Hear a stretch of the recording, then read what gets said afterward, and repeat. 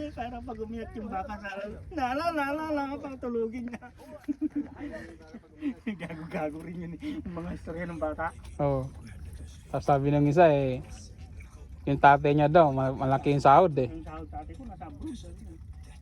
Yung tatay ko, sa araw, 5,000 lang. Nag-alaga lang ng bata. Umiyak yung bata. Ah, patulugin mo, ili mo. Patulugin niya.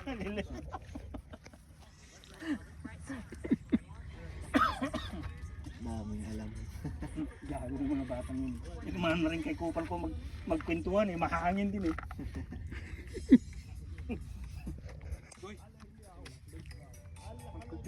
Magpipinto ka, nadamay mo pa ako.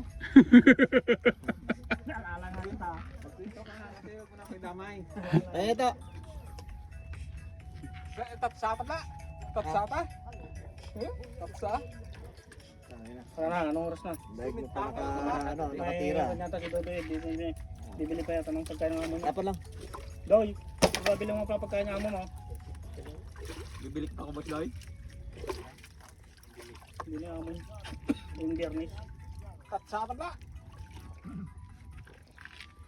Talakito.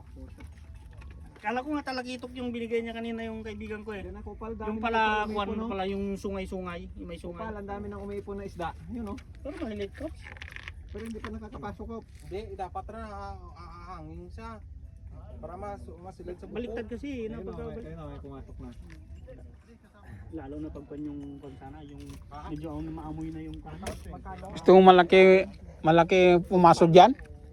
Mayroon din malaki ang ganyan pa. Ay, tataas na yung tubig. Hindi kanina na yun. Low tide to. Lalo doon sa pinagbibingitan mo doon, Kopsa, may plaster sada na yung pinagpupunan doon.